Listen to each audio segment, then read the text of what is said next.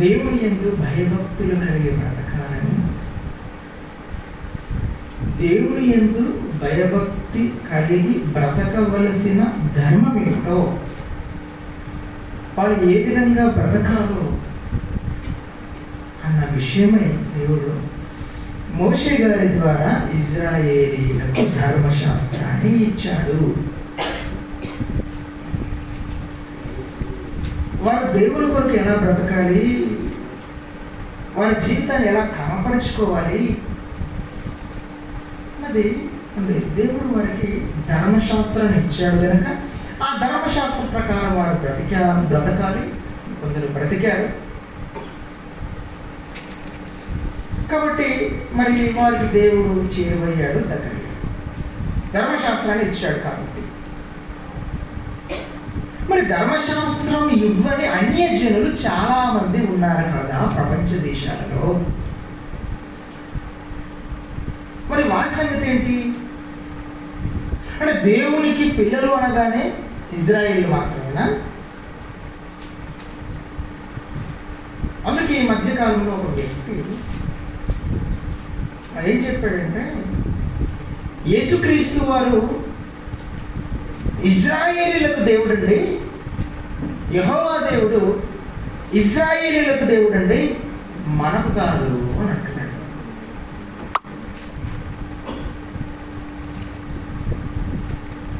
ఏమండి ఎంత అంటే రఫ్గా మాట్లాడాడంటే ఆయన,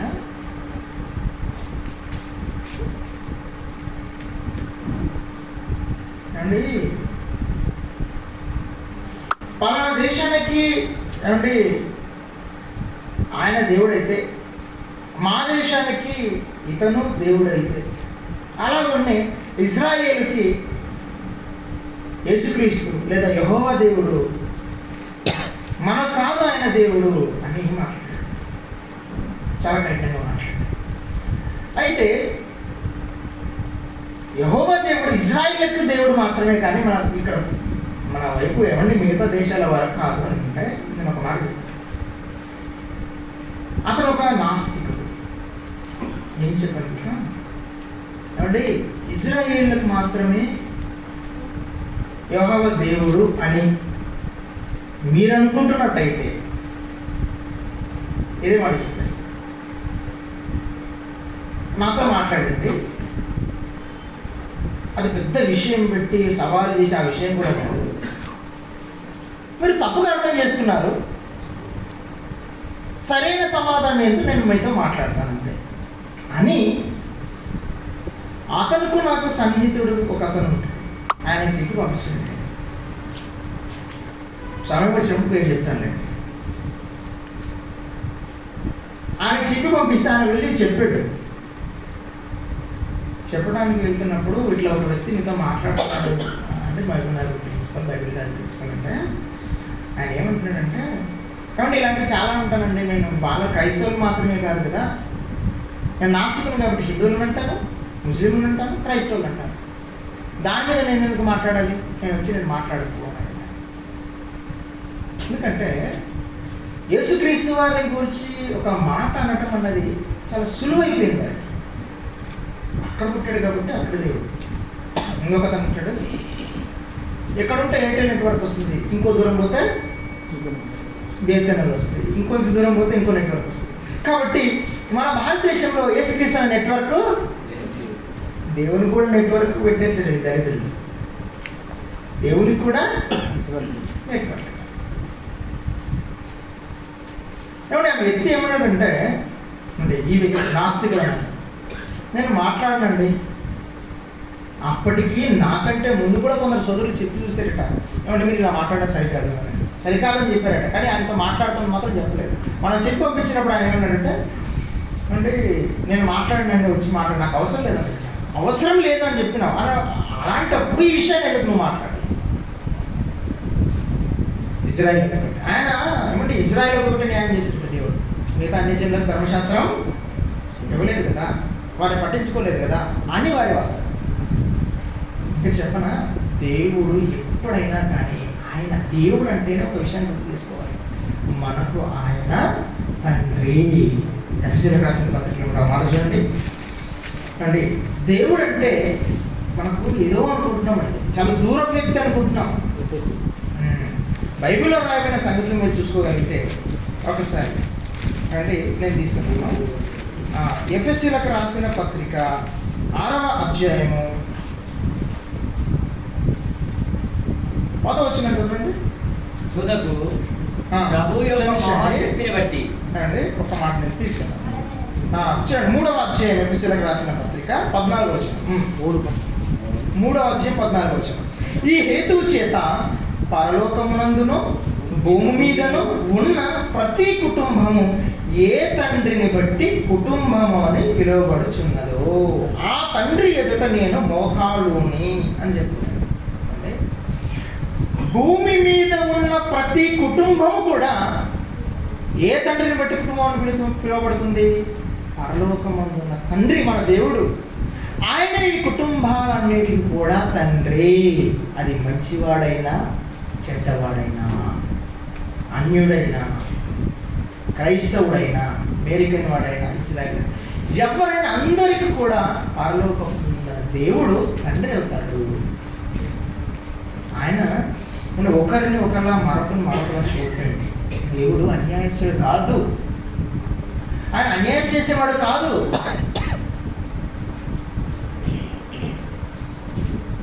మనుష్యులు అన్యాయం చేస్తారు తప్పించి దేవుడు అన్యాయం చేయడం దేవుడు అన్నారా అండి. దేవుడు ఏమంటే ఇజ్రాయేలుకి ఎలా ధర్మశాస్త్రం ఇచ్చాడో ప్రపంచంలో ఉన్న మనుషులందరికీ కూడా ఆ ధర్మశాస్త్ర సారాన్ని అందరికీ ఇచ్చేసుకున్నారు. బైబిల్లో రాయబడిన మాటలు మీరు కొన్ని మాటలు మనం చూసుకోగలిగితే ఏమంటే అబ్రహాము గారు ఉన్నారు కదా, అబ్రహాము గారుకి దేవుడు ధర్మశాస్త్రాన్ని ఇచ్చాడా? మీరు చెప్పండి, ఇచ్చాడా? ఇవ్వలేదు కదా. మరి ఆయనకు దేవుడు ఎలా దగ్గర అయ్యాడు చెప్పండి. అబ్రహాము గారికి దేవుడు ఎలా దగ్గర అయ్యాడు? అబ్రహాము నువ్వు లేచి నేను చూపించే దేశం నువ్వు బయలుదేరని ఎలా చెప్పాడు? నమ్మాడు. ఆయన ఇశ్రాయేలీయుడు కాదు కదా, మరి ఎలా నమ్మాడు? దేవుడు వాళ్ళరా, దేవుడు ఎవరికి అన్యాయం చేసేవాడు కాదండి ఆయన. మరి ఎలా నమ్మగలడు? ధర్మశాస్త్రం లేకుండా ఆయన ఎలా నమ్మగలిగాడు? అది ఆలోచించండి. ప్రవీణ దేవుడు వాళ్ళరా, బైబిల్లో రాయబడిన సంగతులు మీరు ఆలోచిస్తే నిజంగా ఆశ్చర్యపోతారు. దేవుడు ఇశ్రాయేలుకి ధర్మశాస్త్రాన్ని ఇచ్చాడు, అలాగే అన్య జనులకు కూడా ధర్మశాస్త్రంలో ఉన్న ఆ సారం ఏంటో ఇచ్చేసాడు ఆయన. ఒకసారి బైబిల్లో రాయబడిన మాటలు మనం చూసుకోగలిగితే అండి, బైబిల్లో రాయబడిన సంగతి మనం చూసుకోగలిగితే రోమీయులకు రాసిన పత్రికలో, రోమీయులకు రాసిన పత్రిక 2వ అధ్యాయం, అందరికీ రోమీయులకు రాసిన పత్రిక 2వ అధ్యాయము చదవండి 13. ధర్మశాస్త్రం వినువారు అంటే ధర్మశాస్త్రము వినువారు దేవుని దృష్టికి నీతిమంతులు కారు గాని, దేవుడి దృష్టికి నీతిమంతులు కారు గాని, ధర్మశాస్త్రమును అనుసరించి ప్రవర్తించు వారే, ధర్మశాస్త్రమును అనుసరించి ప్రవర్తించు వారే నీతిమంతులుగా ఎంచబడుదురు. నీతిమంతులుగా ఎంచబడుదురు. ఏమంటే ఒక మాట అడుగుతాను, ధర్మశాస్త్రమును విన్న ఇశ్రాయేలు అందరూ నీతిమంతులేనా? కాదు. ఎవరు నీతిమంతులు? ధర్మశాస్త్రమును అనుసరించి ప్రవర్తించే వారు నీతిమంతులు. అసలు ధర్మశాస్త్రంలో ఏముందో చెప్పండి. ధర్మశాస్త్రంలో ఏముంది? ధర్మశాస్త్ర సారం ఏంటి? సరే మనం 3 వచనాలు చదువుకుంటూ వెళ్ళిపోదాం. సరే రైట్, చదవండి కంటిన్యూషన్. ధర్మశాస్త్రము లేని అన్యజనులు, ధర్మశాస్త్రం లేని వారు ఎవరు? అన్యజనులు.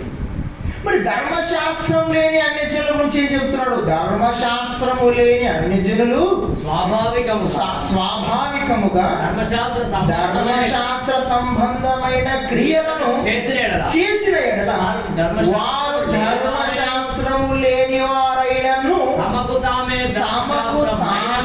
ధర్మశాస్త్రమైనట్టున్నారు. చూసారా?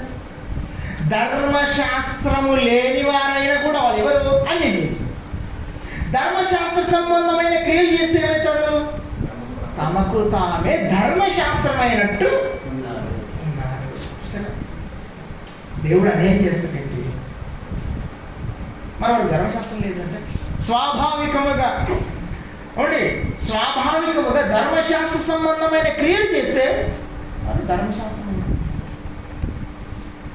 ఇంకా క్లియర్గా ముందు వచనాలు చెప్తాను, కింది వచనాలు చదవండి.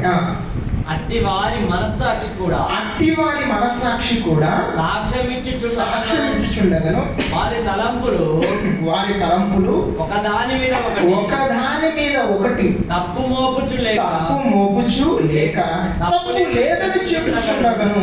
ధర్మశాస్త్ర సారము చూసారు? ఈ మాట మనసు పెట్టారు. ధర్మశాస్త్ర సారము తమ హృదయముల యందు వ్రాయబడినట్టు చూపుచున్నారు. ఎవరు?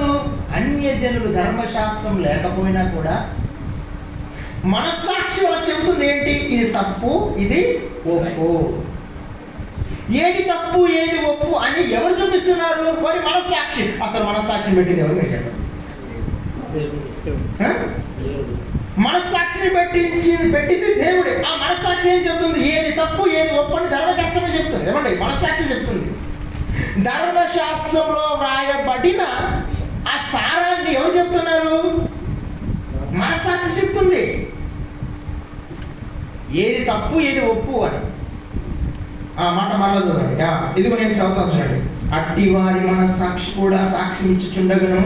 వారి తలంపులు ఒకదాని మీద ఒకటి తప్పు మోపుచు తప్పు లేదని చెప్పు తలంపు. ఇది రైట్ అండి కాదండి, ఇది రాంగ్. ఏది తప్పు ఏది రాంగ్ అన్నది స్వాభావికంగా మనస్సాక్షి చెప్తుందట వారికి. దేవుని ఇది తప్పు ఇది రైట్ అండి. ఎవరికి మనం కీడు చేయకూడదండి. ఎవరికైనా కానీ మేలే చేద్దాం, మన పూర్వానికి మేలే చేద్దాం. కానీ దీనికి ధర్మశాస్త్రం అవసరం. మీరు చెప్పండి.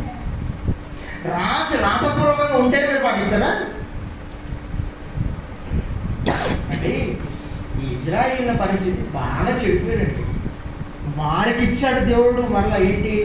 ధర్మశాస్త్రాన్ని ఇచ్చాడు. వీళ్ళు మరీ చెడిపోతున్నారు అనేసి రాసిచ్చాడు. కొంచెం మాట్లాడడానికి రాదనుకోండి మనతో. రే ఇది మాట్లాడడం రాదు సరిగా, ఈసారి నాతో వచ్చి మాట్లాడితే రాసుకొని వచ్చి మాట్లాడమంటాం. పద్ధతిగా మాట్లాడరా? ఏంటి మాట్లాడు? అంతేనా కదండి? మనం ఒక విషయం చెప్పడానికంటే ముందుగా నేను ఏం చేస్తాను? ప్రిపేర్ అవుతాను, రాసుకుంటూ వస్తాను కదా. నాకు రాదు కాబట్టి చదువుకోవాలి. ధర్మశాస్త్రాన్ని లిఖితపూర్వకంగా ఇచ్చాడు ఆయన. వీళ్ళు చాలా చెప్పారండి, చాలా తీవ్రంగా చెప్పారు. ధర్మశాస్త్రం తీసుకురాని మనస్సాక్షిలో పడేది ఇచ్చేసాడు ఆయన. అక్కడ ఎంత చక్కగా రాయించాడు చూడండి దేవుడు. ధర్మశాస్త్రం అన్యజనుల గురించి ఏమన్నాడు? అట్టి వారి మనస్సాక్షి కూడా సాక్ష్యం ఇస్తుండగా వారి తలంపులు ఒకదాని మీద ఒకటి తప్పు మోపచ్చు. ఏమంటే తప్పు లేదని చెప్పచ్చు. ధర్మశాస్త్ర సారము తమ హృదయముల యందు రాయబడినట్టు. ఏమండి? ధర్మశాస్త్రాన్ని దేవుడు రాతి పలకంగా రాయించాడు కదా. వీరికి ఎక్కడట? ధర్మశాస్త్ర సారము తమ హృదయముల యందు వ్రాయబడినట్టు చూపుచున్నారు. ధర్మశాస్త్రం తెలియదు కానీ ధర్మశాస్త్ర సారం ఏంటి? నిన్ను వల్ల నీ గురువు అని. అంతేనండి. గలిత ఇక్కడ చేయబట్టి మీరు గలిత పద్ధతి చేయండి. 5వ అధ్యాయం 14వ వచనం. అంతేనా? ధర్మశాస్త్రం అంతయు దాని సారం ఏంటి? నిన్ను వల్ల నీ పొరుగు వారిని ప్రేమించుము. ధర్మశాస్త్రం అంతయు అందరిది అండి. నిన్ను వలే ధర్మశాస్త్రం అంతయు నిన్ను వలే నీ పొరుగు వారిని అని ఒక్క మాటలో సంపూర్ణ. నీ పొరుగుని ప్రేమించుము అని ఒక్క మాటలో సంపూర్ణ. ఒక్క మాటలో సంపూర్ణం ఏంటి? ధర్మశాస్త్రం. అంటే నిన్ను వల్ల నీ పొరుగు వారిని ప్రేమించాలన్న పరిస్థితి కూడా తెలియని పరిస్థితిలోకి వచ్చారు వీళ్ళు. ఎవరు? ఇజ్రాయిల్. లిఖితపూర్వకంగా ఇచ్చేసారు. అంటే ఏంటి? నిన్ను వలె నీ పొరుగు వారిని ప్రేమించాలి. అంతే కదండి. నిన్ను వలె నీ పొరుగు వారిని ప్రేమించాలని ధర్మశాస్త్ర సారం. ధర్మశాస్త్రం లేకపోయినా ఏమండి వాళ్ళు స్వాభావికంగా తెలుసుకోవాల్సిన ఇంకా కొన్ని ఉన్నాయి. ఏంటి? రోమపత్రిక 1వ అధ్యాయం.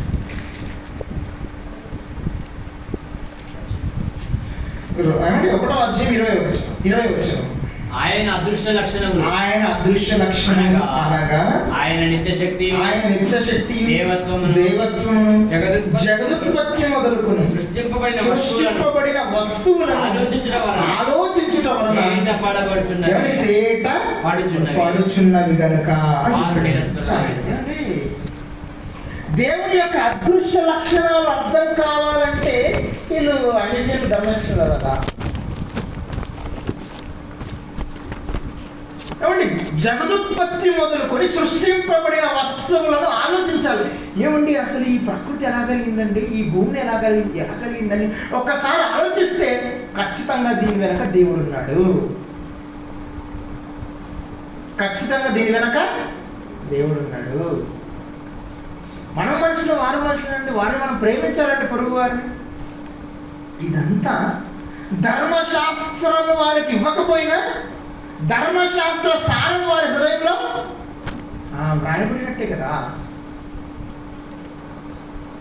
ఏమండి ఇదంతా ఎవరు చెప్తున్నారు? వీళ్ళకి ఎలా తెలుస్తుందంటే మనస్సాక్షి అని అన్నాడు. అవునా? ఇప్పుడు ఆ మాట మళ్ళీ రోమపత్రికను, రోమపత్రిక 2వ అధ్యాయము 15 నిమిషాలు. అట్టి వారి మనస్సాక్షి కూడా సాక్ష్యం ఇస్తుంది. వారి తలంపులు ఒకదాని మీద ఒకటి. అంటే మనస్సాక్షి చెబుతుంది ఏది తప్పు ఏది రైటు. మరి నిన్ను వల్ల నీ పొరుగు అని ప్రేమించ మనస్సాక్షి చెబుతుందండి. మనస్సాక్షి అన్నది దేవుడు ఇజ్రాయేల్ కూడా ఇచ్చాడు. ఆ ప్రపంచంలో ప్రతి మనిషికి ఇచ్చాడు. మీరు చెప్పండి. ప్రతి మనిషికి ఇచ్చాడు. ధర్మశాస్త్ర సారం ప్రతి మనిషి హృదయంలో పెట్టాడు. అంటే అలా వెళ్తున్నాడండి. ఎక్కడి నుంచి వచ్చాడు? ఎక్కడికి వచ్చాడండి? యెరూషలేముకి వచ్చి తిరిగి ఐథియోపియాకి వెళ్తున్నాడు. ఐథియోపియా అంటే ఇజ్రాయెల్ దేశం కదండి. ఎక్కడండి అసలు? ఆఫ్రికా కంట్రీ, ఆఫ్రికా ఖండం అది.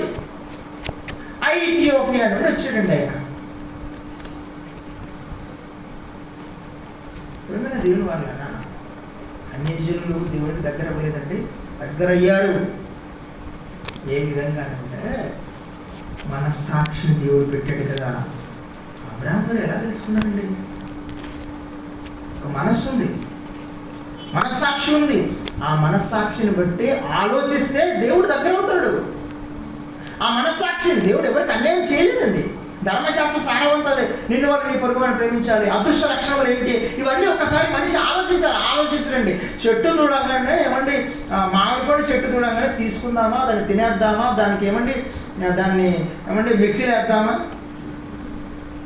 కాయ ఉన్నప్పుడు తిందామా, పండు ఉన్నప్పుడు తినేద్దామా, దానికోసం దాన్ని ఏమంటారు పికిల్స్ తయారు చేద్దామా, ఇది ఆలోచిస్తున్నాడు. కానీ అసలు ఈ మామిడి చెట్టు ఎలా చేశారండి, ఎలా కలిగి ఉంటుందండి, అసలు ఇంత పెద్ద భూగోళాన్ని ఎలా చేశారండి దేవుడు, ఈ చేసేది ఎవరండి? నిజంగా దేవుడు ఉంటాడండి అని మనస్సాక్షిని బట్టి ఆలోచిస్తే దేవుడు దగ్గర అవుతాడండి. ఎందుకంటే దేవుడు ఎవరికి కూడా అన్యాయం చేయలేదు. ధర్మశాస్త్ర సారం నీ మనస్సాక్షిలో పెట్టాడు ఆయన. అంటే అబ్రహాం గారిని మీరు ఆలోచించండి. అబ్రహాం గారి పరిస్థితి మీరు ఆలోచిస్తే, అబ్రహాము నువ్వు నీ దేశం నుండి బయలుదేరి అన్నాడు. ఒకసారి ఆ మాట మీరు చూసుకోగలిగితే ఆదికాండంలో రాయబడిన మాట. ఆదికాండం అంటే చదవండి. ఎన్నో అధ్యాయము? చూసారా? 12వ అధ్యాయం మొదటి వచనం. యెహోవా నీవు లేచి నీ దేశము నుండి, నీ బంధువుల యొద్ద నుండి, అవును, నీ తండ్రి ఇంటి నుండి, అవును, బయలుదేరి నేను నీకు చూపించుచున్న దేశమునకు వెళ్ళుము అన్నాడు. బయలుదేరాడా? బయలుదేరి. ఒకసారి అదే 15వ అధ్యాయము 6వ వచనం చూడండి. 15వ అధ్యాయం 6వ వచనం. ఆయన అతనికి నీతిగా మరియు ఆయన నీవు ఈ దేశంలో స్వతంత్రించుకున్నట్లు దాన్ని నీకు ఇచ్చిన కల్దీయుల ఊరని పట్టణంలో నుండి నేను యువతలకు తీసుకువచ్చిన యెహోవా నేనే అని చెప్పినప్పుడు అంటే యెహోవా దేవుడు మన ఆయన కింద దగ్గర అయ్యాడు అంటే మనిషి మనస్సాక్షిని బట్టి దేవుడు దగ్గర అయ్యాడండి. మనిషి యొక్క మనస్సాక్షిని బట్టి ఏమండి దేవుడు దగ్గర అయ్యాడు. ఉట్టికి కాదండి, ఉట్టికి అవ్వడు. ఆయన ఇచ్చాడు, నన్ను వెతుకొని మనస్సాక్షిని ఇచ్చాడు తెలుసుకోమని.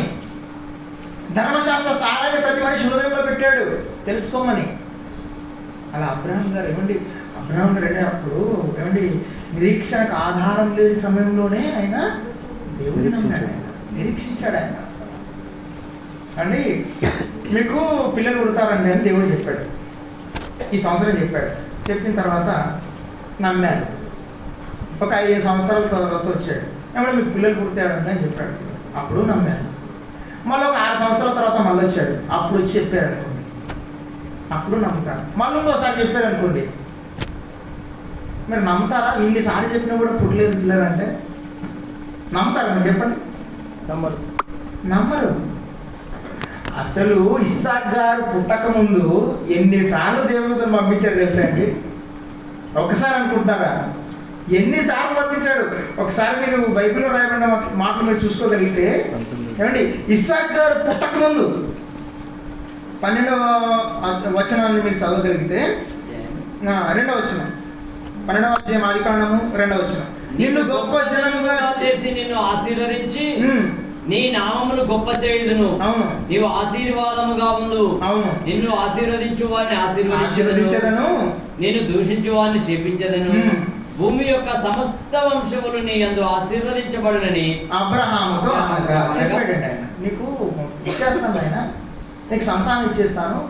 అది మామూలు కాదు. ఒక దగ్గర అయితే ఇసుక రేణువులంతా, సముద్ర ఇసుక రేణువులంతా అంటాడు. మళ్ళా ఏమంటే మరలా ఏం చెప్తారంటే ఆకాశపు నక్షత్రాలంతా అలా చెప్తూనే ఉంటాడు. మళ్ళీ 16 వచనం చదవండి. 16 వచనం, అది 12వ అధ్యాయం 16 వచనం. అందువలన అతనికి క్షమించండి, 13వ అధ్యాయం 16 వచనం, 16 పక్కనే. మరియు నీ సంతానమును భూమి మీద నుండి రేణువుల వలె విస్తరింపజేసేదను. ఎట్లనగా ఒకడు భూమి మీద ఉండు రేణువులను లెక్కింపగలిగిన ఎడల నీ సంతానమును కూడా లెక్కింపవచ్చు. మళ్ళీ రెండోసారి చెప్పాడా? మళ్ళీ మామూలు పేరు అసలు పెద్ద అడ్వర్టైజ్ ఇచ్చినట్టు చెప్తున్నా కదా. చెప్పాడా? చెప్పాడు. ఆ తర్వాత ముందు వచనాలు 15వ అధ్యాయం చదవండి. 15వ అధ్యాయం 13వ వచనం. అమ్మ 15వ అధ్యాయం 13వ ఆయన నీ సంతతి వారు పరదేశమున నివసించి ఆ దేశపు వారికి దాసులుగా ఉండు. వారు శ్రమ పెట్టుదురు. అసలు పిల్లలే పుట్టలేదురా బాబు అంటే పెద్ద స్టోరీ చెప్తున్నాడు అనుకోండి. నమ్ముతారా? 17వ అధ్యాయం 7వ వచనం.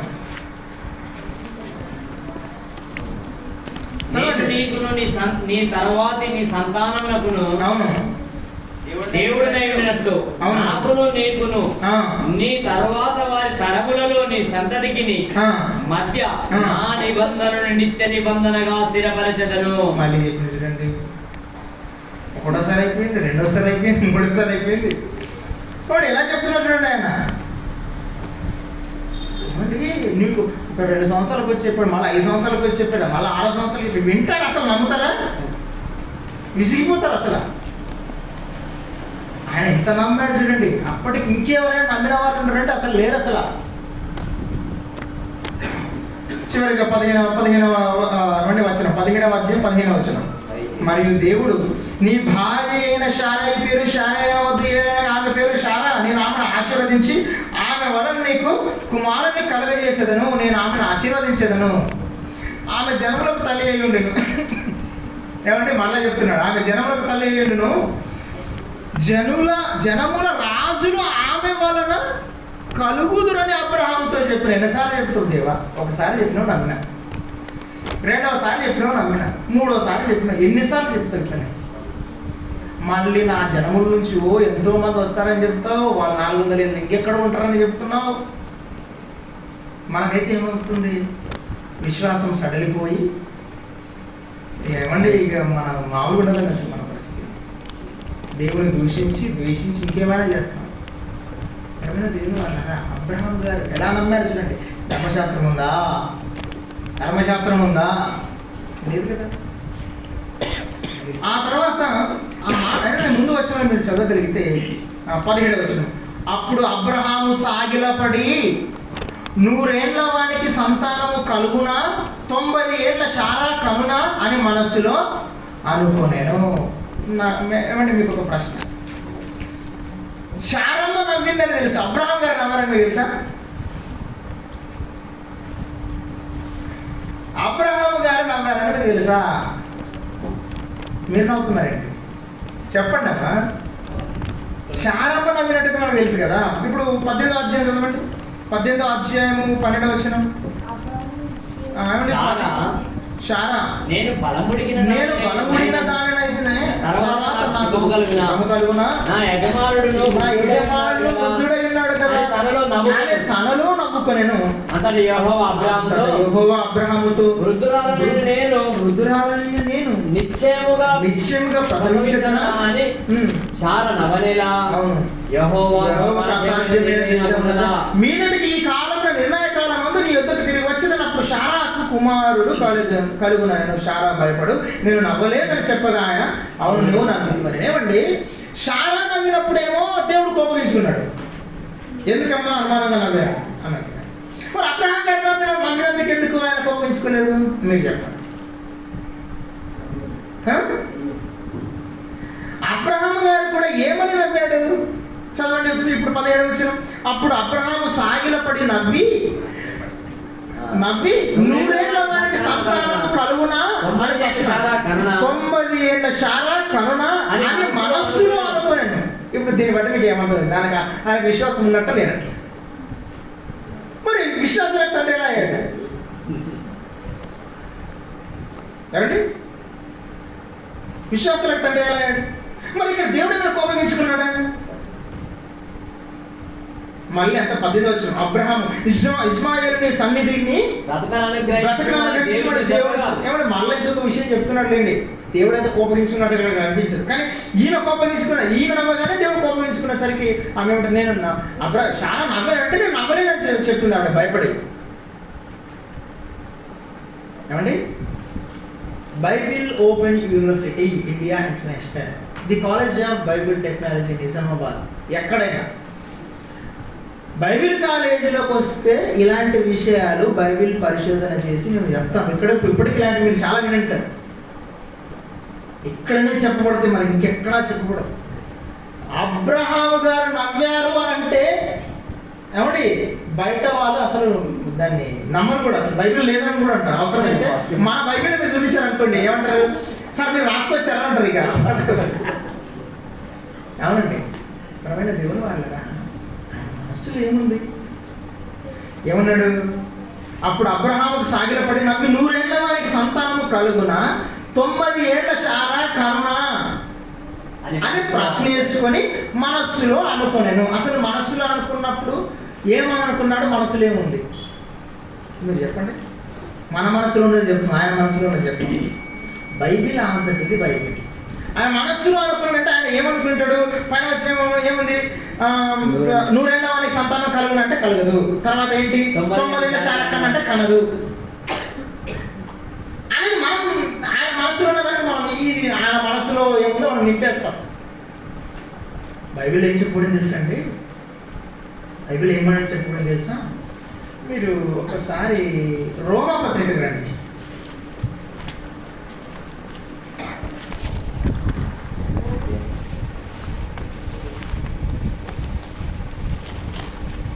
రోమీలకు రాసిన పత్రికలో అండి 4వ అధ్యాయం 18వ వచనం. నీ సంతానము అందరూ చేయాలి. సరే చదవండి. నీ సంతానం ఇలాగ ఉండునని చెప్పిన దాన్ని బట్టి అనేక జనములకు తండ్రి అయినట్లు నిరీక్షణకు నిరీక్షణకు ఆధారం లేనప్పుడు అతడు నిరీక్షణ అతను కలిగిన నిరీక్షణ కలిగి నమ్మాడు. ఎంత ఎలా నమ్మాడు? నిరీక్షణకు ఆధారం లేనప్పుడు నిరీక్షణ కలిగి నమ్మాడట. తర్వాత మరియు అతడు విశ్వాసమునందు బలహీనుడు కాక ప్రమాణము 100 ఏళ్ల వయసు గలవాడై ఉండి అప్పటికి తన శరీరం మృతతుల్యమైనట్టును శారా గర్భమును మృతతుల్యమైనట్టును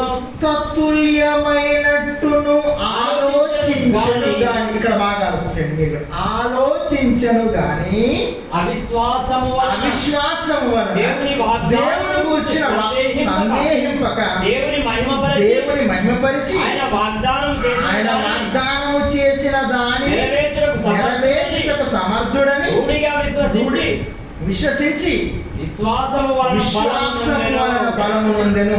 అందుచేత అతనికి నీతిగా ఎంచబడెను.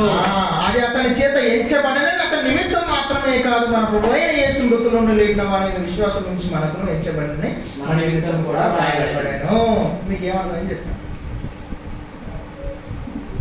అంటే, ఆయన మనస్సులో ఏముందంటే, అంటే నాకు 100 ఏళ్ళు వచ్చేసాయి, ఇంకా ఎవరికి శారమ్మకు 90 ఏళ్ళు వచ్చేసాయి, మా శరీరాలు మృతతుల్యం అయిపోతున్నాయి. అసలు మాకు మేము పిల్లల్ని కనగలమా అనుకొని కనగలము. ఎందుకంటే దేవుడు అసాధ్యమైన దాన్ని కూడా సాధ్యం చేసిన సమర్థుడు.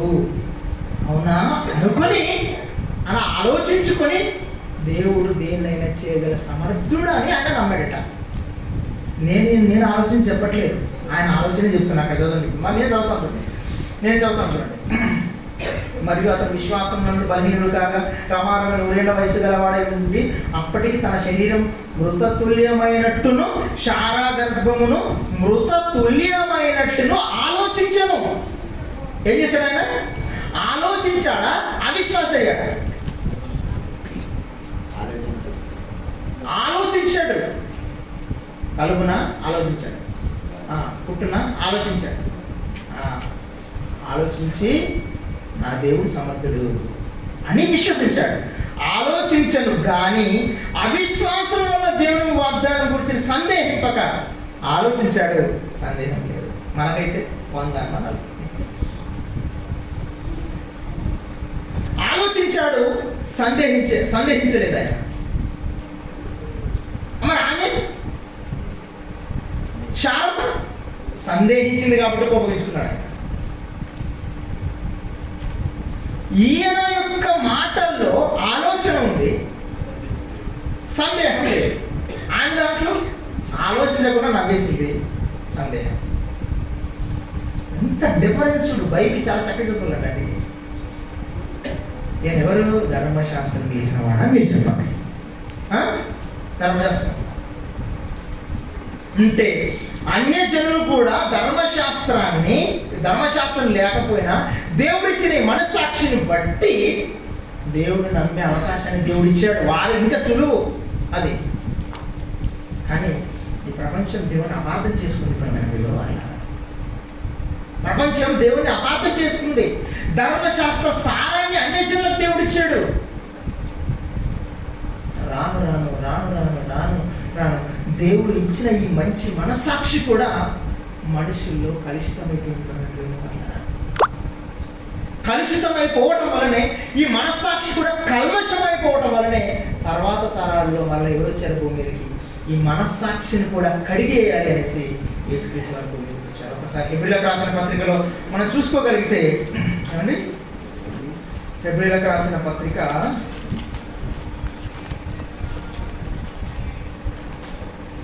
10వ అధ్యాయం అండి 22వ వచనం చదువుతాం. మనస్సాక్షికి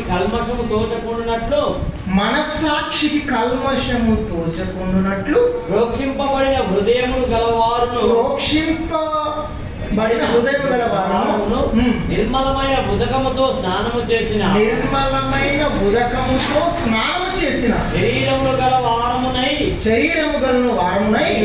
ఉండి విశ్వాస విషయములో సంపూర్ణ నిశ్చయత కలిగి యథార్థమైన హృదయముతో మనము దేవుని సన్నిధానములకు చేరుదాము. మనము దేవుని సన్నిధానానికి రావాలి. ఎందుకంటే ఆదివారం ఆరాధనకు రావాలి, ఎందుకండి దేవుని ఏమంటే బైబిల్ కాలేజీలో పెట్టి మీటింగ్స్కి రావాలి, ఎందుకండి బైబిల్ తరగతికి రావాలి అంటే నీ మనస్సాక్షిని కూడా దేవుని వాక్యం కడిగివేస్తుంది, క్రీస్తు రక్తం కడిగివేస్తుంది. మళ్ళీ హెబ్రీ పత్రిక 9:14 వచ్చింది చూడండి. అలాగే హెబ్రీలకు రాసిన పత్రిక 9:14 నిత్యుడగు ఆత్మ ద్వారా తన్ను తాను దేవునికి నిర్దోషినిగా అర్పించుకొనిన క్రీస్తు యొక్క రక్తము నిర్జీవ క్రియలను విడిచి అండి. ఒకసారి ఏది వచ్చిన 10వ అధ్యాయము 10:22 మనస్సాక్షికి కల్మషముతో చెప్పుండునట్లు ప్రోక్షింపబడిన హృదయము గలవారమును నిర్మలమైన ఉదకంతో స్నానం చేసిన మనస్సాక్షికి కల్మషముతో చెప్పుండునట్లు అని చెప్పబడింది. అంటే మనస్సాక్షికి కూడా కల్మషం అంటుతుంది. ఈ మనస్సాక్షిని కూడా కడగాలంటే మరేం కావాలి? యేసుక్రీస్తు వారి యొక్క రక్తమే అవసరం.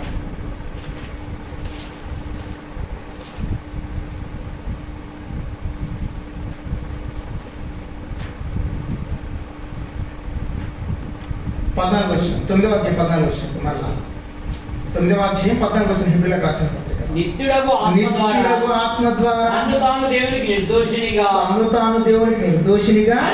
అర్పించుకొన్న క్రీస్తు యొక్క రక్తం జీవక్రియలను విడిచి జీవము గల దేవుని సేవించుటకు మీ మనస్సాక్షిని ఎంతో ఎక్కువగా శుద్ధి చేయని ఏది? క్రీస్తు వారి రక్తం. కడగబడిన వీరంతా మరల ఎక్కడికి రావాలి? దేవుని సన్నిధానంలోకి రావలసిన అవసరం ఉంది. చూడండి దేవుడు వల్ల మనస్సాక్షిని ఇచ్చాడు దేవుడు. ధర్మశాస్త్ర సారాన్ని పెట్టాడు ఆయన. దేవుడు ఎవరికి అన్యాయం చేయలేదు. దేవుణ్ణి తెలుసుకోవాలని దేవుణ్ణి అంగీకరించే ప్రతి వారికి కూడా దేవుడు దగ్గర అయ్యాడు తప్పించి ఎవరు పోని ధర్మశాస్త్రం కలిగిన ఇజ్రాయేల్ అందరూ నీతిమంతులు అయ్యారా అండి? కాలేదు. దాని ప్రకారం అనుసరించి ప్రవర్తించిన వారే అయ్యారు. కాబట్టి ప్రియమైన దేవుని అన్నారా, దేవుడు ఎవ్వరికి అన్యాయం చేయలేదు. ధర్మశాస్త్ర సారాన్ని ప్రపంచంలో ఉన్న ప్రతి మనిషికి దేవుడు ఇచ్చాడు. ధర్మశాస్త్రం లిఖితపూర్వకంగా ఇవ్వకపోయినా మనస్సులో వారి హృదయంలో లెక్కించాడు దేవుడు. దేవుని ఎలా తెలుసుకోవాలి అని, అలాగే మన పొరుగు వారిని ఎలాగ ప్రేమించాలి అని. ఏమండి ధర్మశాస్త్రం తెలిస్తేనండి మిగతా వారికి ఒక మనిషిని హత్య చేస్తే నేను చేస్తున్న తప్పు అన్న సంగతి వాడికి తెలుసా తెలియదా? తెలుసు. ఏమంటే నేను ఎలాంటి చెడు కార్యాలు చేయకూడదు అన్న దానికి ధర్మశాస్త్రం తెలియాలా? అవసరం లేదు కదా. మనలాంటి మనుషులండి ప్రతి ఒక్కరు కూడా. ఏమంటే మమతా బెనర్జీ తెలుసు కదా ఏమండి, ఆవిడ ముఖ్యమంత్రి అక్కడ పశ్చిమ బెంగాల్ ముఖ్యమంత్రి మమతా బెనర్జీ. ఒకసారి ఆవిడ అలా ప్రచారానికి వెళ్తుంటే కొందరు వచ్చేసి ఆమె మీద దాడి చేయడానికి వచ్చారట. ఆ టైంలో ఆమెకున్న సెక్యూరిటీ ఉంటుంది కదండి, ఆ సెక్యూరిటీ వారిని ఆ సెక్యూరిటీ అఫీషియల్స్ ఆమెను ప్రొటెక్ట్ చేసుకోలేకపోయాడు. ఎక్కువ మంది రావడం వల్ల ఒక దెబ్బ ఆవిడ పడిందట. ఆమె ఏం చేసింది, ఇంటికి వెళ్ళి రాత్రి అంతా కూర్చొని మీరున్న ఏం ఉపయోగం, దీన్ని సంవత్సరాల నుంచి మిమ్మల్ని పోషిస్తున్నాను కాబట్టి మీరు అసలు మీ ఉద్యోగం నుంచి మిమ్మల్ని తీసేసింది ఆవిడ. మరలా ఒక 2 నెలలు ఆలోచించిందట, నా దగ్గర ఎన్ని సంవత్సరాలు పనిచేశారు, అంత 100 మంది మీద పడేసరికి ఈ అఫీషియల్స్ కూడా ఏం చేయగలరు మీరు, ఎవరు సెక్యూరిటీ వాళ్ళు కూడా మనుషులే కదా, వాళ్ళని తీసేశాను, వాళ్ళని అంతా బాధించాను, నా కోసం ఇంత కష్టపడ్డారు, వాళ్ళు కూడా నాలాగా మనుషులే కదా, నేను ఎందుకు అలా చేయాలి అని బాగా ఆలోచించి మరలా అఫీషియల్ పిలిచి మరలా నాతో పనిలో ఉండండి అని వాడికి అపాలజీ చెప్పిందట, వాడికి సారీ చెప్పిందట మమతా బెనర్జీ. క్రిస్టియన్ మీరు చెప్పండి క్రిస్టియన్ ఆవిడ కాదు, అంటే వాళ్ళు మనిషి ఏమంటే ఎదుటి వ్యక్తిని నేను కూడా మనిషినే, వాళ్ళు కూడా మనుషులే అని ఆవిడ ఏం చేసిందంటే అంటే వారికి సారీ చెప్పిందండి. ఒక ముఖ్యమంత్రి స్థానంలో ఉండి ఏమంటే సెక్యూరిటీ వాళ్ళకి చెప్తారండి ఎవరైనా? చెప్పింది. ఎందుకు చెప్పింది? మన సాక్షిని బట్టి. ఇంకొంచెం ఆలోచించాలి. ఒక మాట ఉన్నదండి ఏంటంటే, నేను ఎందుకు క్రైస్తవురాలుగా పుట్టకపోతున్నాను తెలుసా? అంతా వినచ్చు. ఇంకొంచెం ఆలోచించి దేవుడిని తెలుసుకుందాం, ఇంకొంచెం ముందుకు వెళ్తాను. నిజంగా ఎవరికైనా నేను క్రీస్తుని అంగీకరిస్తే వాళ్ళంతా కూడా క్రైస్తవులు. ప్రేమైన దేవుని వాళ్ళారా, దేవుడు ఎవరికి అన్యాయం చేయలేడు, అందరికీ వాక్యాన్ని ఇచ్చాడు. ఓకేనండి. ధర్మశాస్త్ర సారం ప్రతి వారి హృదయంలో ఉంది. ఎవరికి అన్యాయం చేయలేదు. ప్రపంచంలో ఉన్న వాళ్ళందరూ కూడా దేవుడే పిల్లలే. ఇంకా చెప్పాలంటే ధర్మశాస్త్రం ఇచ్చిన వీళ్ళకైనా కఠినమైన ఆజ్ఞలు ఉన్నాయి.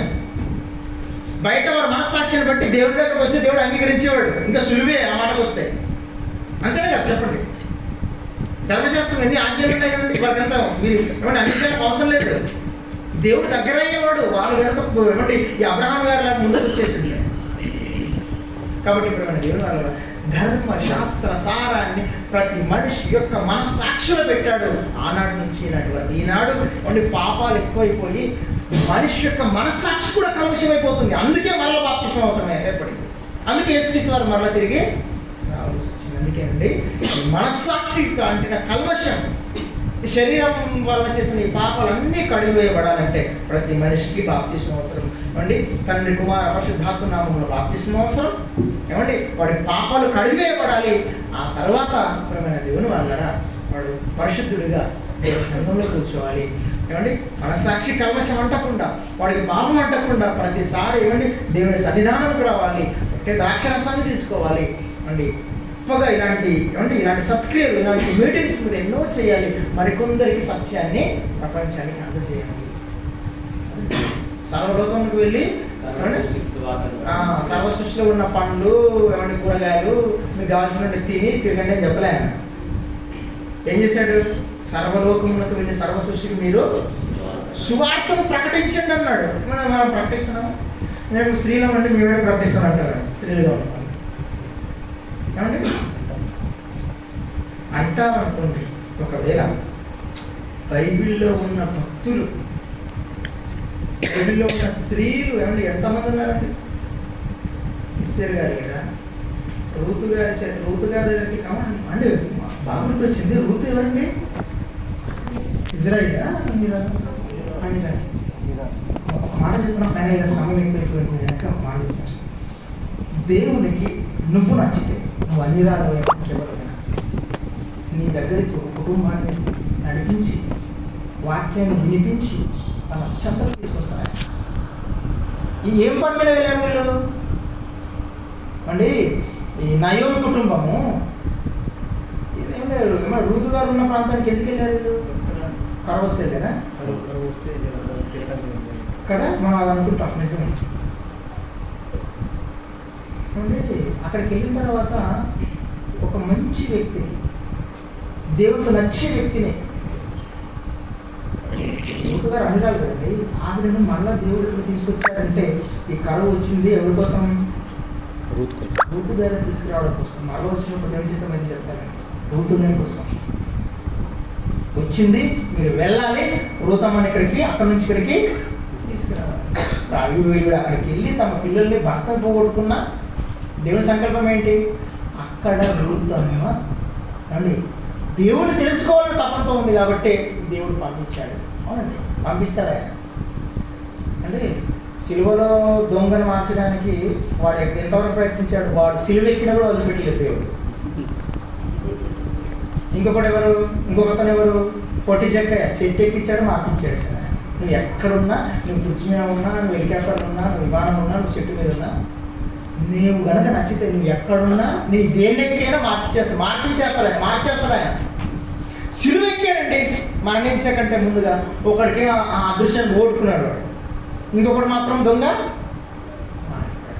సిలువ ఎక్కిస్తాడు. సిలువ నువ్వు ఎక్కినా ఆయన మార్చేస్తాడు. నిన్ను మాత్రం నచ్చితే వదిలిపెట్టు. ఎవరైనా అన్యురాలైనా ఇంకెవరైనా ఓకేనండి. అన్ని జనులకు దేవుడి ధర్మశాస్త్ర సారాన్ని అనుభవించాలి. ఓకే, కలుసుకొని ప్రార్థన చేస్తాం. మమ్మల్ని బట్టిగా ప్రేమించిన మా కన్న తండ్రి, మీ అపారమైన జ్ఞానాన్ని, ఈ సృష్టికి అందని మహాజ్ఞానాన్ని తండ్రి, దేవదూతలు సైతం తొంగి చూసి వినేంత జ్ఞానాన్ని బైబిల్ దైవ గ్రంథంలో మీరు రాసి మాకు ఇచ్చేవారు. అలాంటి సంగతులు ఉన్నాయినా ఈ ప్రియమైన పిల్లలకు తెలియజేశాను. ఇచ్చిన ధన్యతకై కన్న తండ్రి, ఈ ప్రాంతంలో ఇలాంటి మహాజ్ఞానాన్ని, సత్యాన్ని ప్రకటిస్తూ ప్రచురిస్తున్నాం. అనే రాజు గారికి వారి కుటుంబాన్ని ఆశీర్వదించడం ప్రార్థన చేస్తాం. ఎందరైతే సహకారులుగా ఉంటున్నారో నాయన, వారి కుటుంబాలను ఆశీర్వదించండి. పరిశుభ్రమైన దేవుని ప్రార్థన చేస్తాం.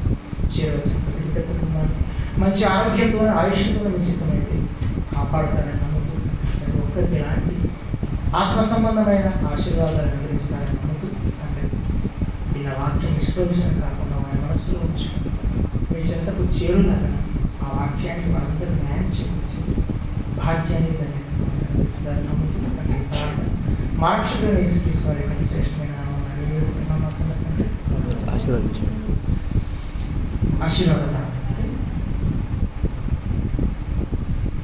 పరలోకమందున్న తండ్రి అయిన దేవుని ప్రేమ, కుమారుడైన యేసుక్రీస్తు వారి యొక్క కృప, పరిశుద్ధాత్మ దేవుని అన్యోన్య సహవాసం చేరవచ్చిన ప్రతి బిడ్డకు సదాకాలం కూడా నడిపించుగాక.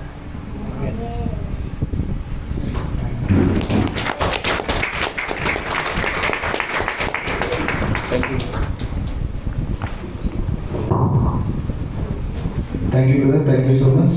అద్భుతమైనటువంటి అంశాలను మరి అద్భుతంగా వివరించేటువంటి అన్నగారికి brother college of Bible technology Nizamabad తరఫున నేను మొదలు తెలియజేస్తా ఉన్నాను. మరొకసారి మన కర్తాల మరొక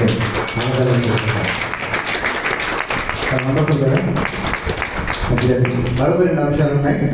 ఆ 2 అంశాలు అయిపోయిన తర్వాత మనం వెళ్ళడానికి ప్రయత్నం చేద్దాం. సరేనా?